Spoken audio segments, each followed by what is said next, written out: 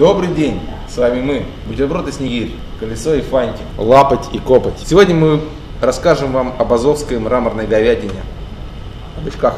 Я привез из Керчи бычков, вяленых бычков, и купил в Москве на рыбной неделе вот таких бычков, очищенных, запакованных, вакуумированных.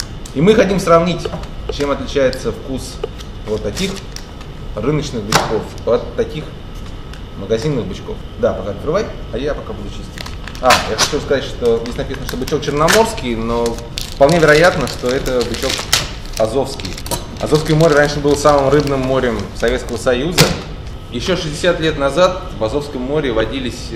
Вань, можешь поставить руку чуть подальше?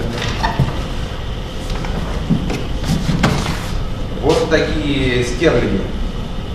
Но сейчас поголовье стерлинги значительно сократилось, и одной из главных рыб Азово-Черноморского бассейна является бычок. Сначала надо почистить бычка. Как чистить бычка? Очень просто. Надо оторвать ему голову сначала, но не выбрасывать, потому что в голове очень много вкусного. Как я уже сказал, я купил бычков на Керченском рынке, и мне их завернули в одну из керченских газет, которая называется «Боспор». Открытие проходило нестандартно. Уличный спорт жесткий и ковался в жестких условиях. Поэтому перерезали не алую ленту, а цепь. Сильный спорт преодолел последнюю цепь преград. По окончании выступлений дети снова заполнили площадку, и каждый пытался повторить увиденное. Надеюсь, вы тоже повторите увиденное сегодня. В общем, надо оторвать голову, потом почистить тело бычка от покрывающей его кожи.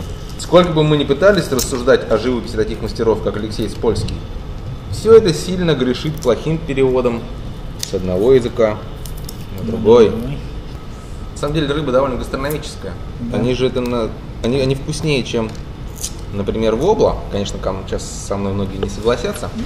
Насыщенный бычачий цвет и такой сухой текстур. Теперь смотрим на магазинного завакуумированного бычка. Вот, сравните, видите, какой цвет разный абсолютно.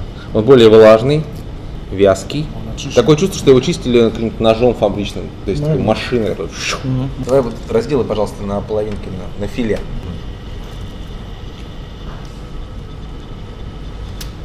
Это наш повар Гриша разделывает барана.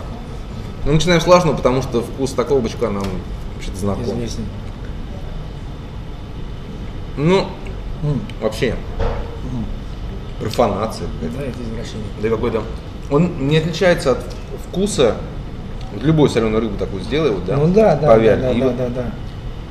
Нет в нем вот этой вот бычачей нежности, тонкости, насыщенности, да? Просто соль и белок. Да. Ну, теперь пробуем. Даже говорить ничего не будем. У него текстура вяленой икры, да, он такой плотный, мясистый, немножко жесткий. Он такая приятная жесткость, с которой не хочется расставаться. С которой интересно бороться, чтобы получить этот вот насыщенный вкус моря. Это бомба, это резиновый мячик, вот и все. Это дешевле, но не вкусно. А это лучше. С вами были Бычок и Бычок, Черная и Азовская. Пусть улыбки и объятия согревают без огня. Сухая, да, нравится больше. Бычки, как они клюют? Поплавок так вот. Я люблю ловить на куриные пупки, то есть на желудочке. Не одно и то же. Абсолютно разные. У курицы нет пупков. Закидываешь его, сейчас батюшки варят. Паук такой, значит, болтается в волнах, потом так резко так уходит на 1,5 метра вниз. Вытаскиваешь, и за это время, пока ты тащишь это, бычок умудряется заглотить наживку примерно вот.